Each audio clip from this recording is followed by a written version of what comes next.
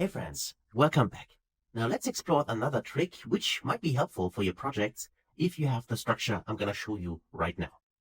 So we all know that if you have multiple files in a folder, you can extract those files using this files from folder option if they have the same shape.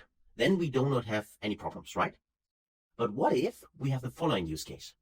We have a folder structure in here, and I created this. You can download it from the resource section, which looks like that. I have here multiple folders.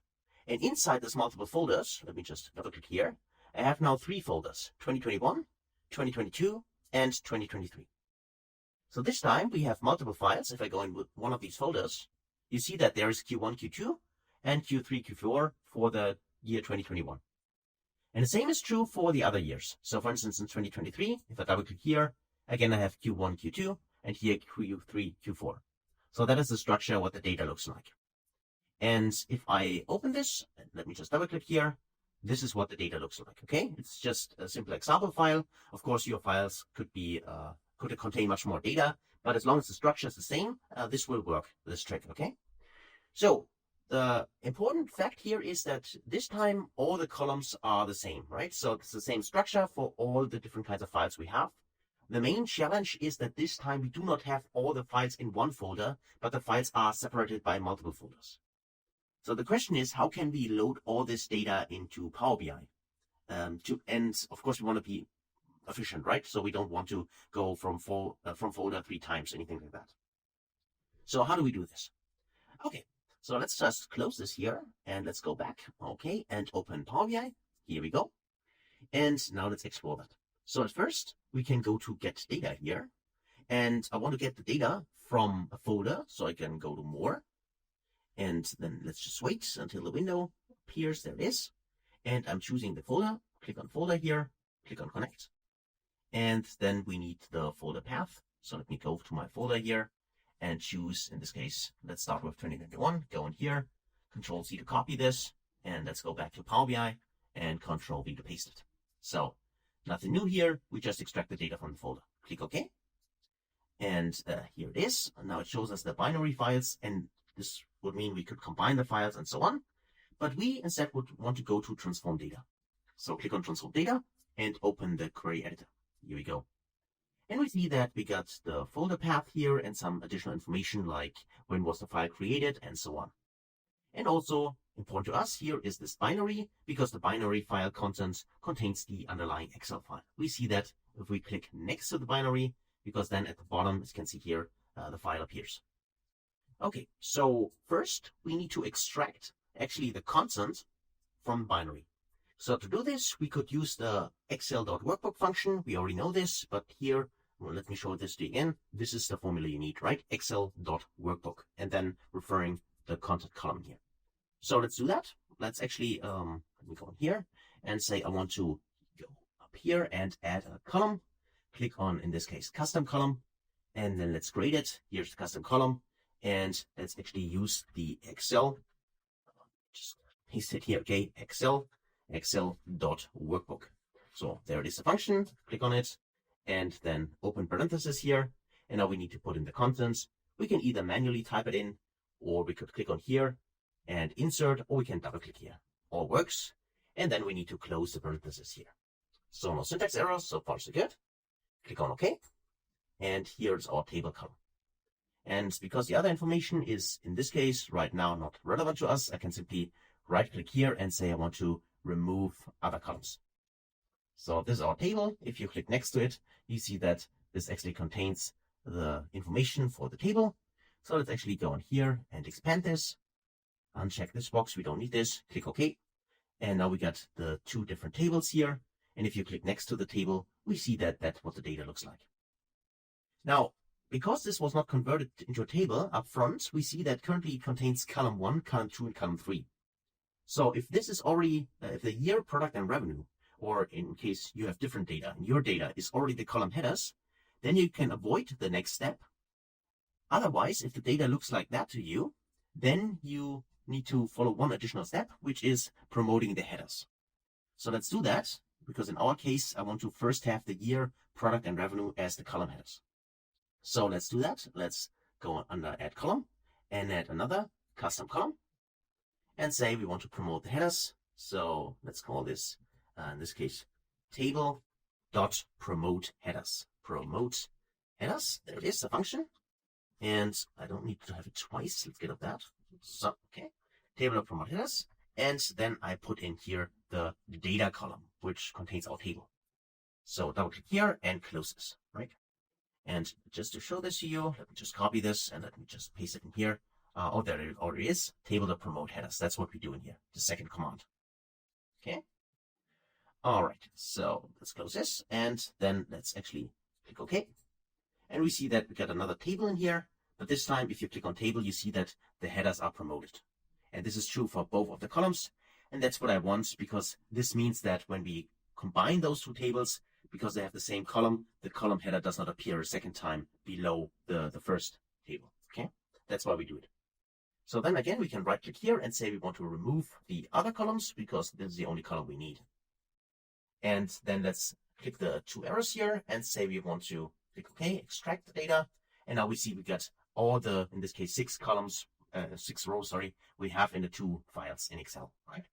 So we see we got all the data for 2021. So all the data which is included in this specific folder here. If I go multiple folders here one more time, that's it, right? 2021, 2 files. So Q1, Q2, and Q3, Q4, and we have all the data extracted. All right, so this means we have now the 2021 data. But how can we now get also the 2022 data and 2023 data? Well, of course, we could do this 3 times, and then we can use the append in Power Query Editor to have all in one big table. But that's not what I want. I want to be a little bit more efficient. So to do this, we convert this transformation steps we have done here into a function. Because if we convert it into a function, we can reapply it. So let's do that. Let's actually go inside our table here, and inside, to be specific more, into the advanced editor, into our code. And there, I want to actually add something here. At the top, I like to add a variable, which means we simply put in open parenthesis, and then we specify the name, for instance, the file path. Okay, I name it file path, and it is a text, so I say as text. And then I'm using an equal sign and a greater symbol, or smaller symbol, depending on how you look at it. So, and this actually, that's what I put in front. And then I'm gonna replace what's in here. So actually everything in here, I get rid of it. So let me just cut that out. And here instead I put in the file path. So that's the transformation. And that's basically all we need to do to convert this into a function. Because the file path here is something we can give into this transformation step, so into this function. And then everything is done on the file path. So hopefully you can see that. It's just really a parenthesis and then file path, or the name you want to give it, as text, closing parenthesis, and then an equal and the arrow. So if I click on done now, you'll see that now this converts into a function. So we don't see the data anymore, because now it's really a function itself, which has one parameter, which is file path. So of course we can rename it as simply path, or whatever we want to give this function. Let's say multiple folder extraction, okay? Extraction, like that. Okay, so that's our function, and you see that we have renamed it here. I would encourage you to give it a proper name. And now what we need is we need to have simply a table which contains all the file paths we want to extract. So to do this, we could either create it in Excel, that would be one option, or we could do it manually in here. Now, because I only have 3 file paths, I can do it here as well. So let's click on Enter Data. And there's our table. And let's call this table simply paths. Okay, let's call it path. Path. And then we need to put in here the path structure itself. So if I go to my folder here and I double click here, I copy this one, Control C to copy it, and I simply paste it in here. So let's give this a name. Let's call this the F paths. Okay, simply for file paths. Okay, and now I paste this inside. That's the first one. And I can make this a little bit bigger so you can see that. I simply copy the file path in here. That's all for 2021. And I do the same for 2022. So I go in here, double click, let's say here, Control C, Control V to paste it. Okay, like that.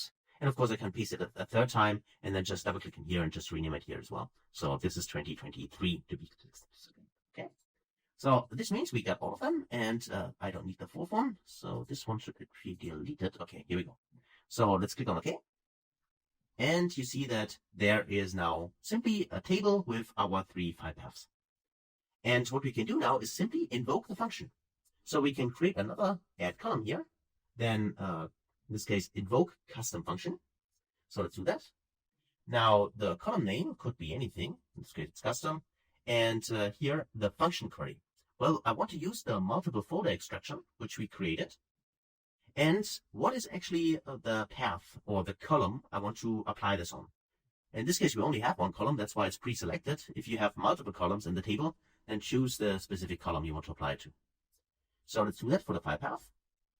And this now means that each of the file paths is put as the parameter inside this multiple folder extraction, and as the file path here, as this variable. And then all the applied steps, which we've done before, is applied to the specific folder. And because the structure is the same, that's why I said at the beginning, this is important, right? But the structure is the same. We can apply all the steps to all the files in exactly the same way. So if I click OK now, we got 3 tables. So the first one for 2021, 2022, and 2023.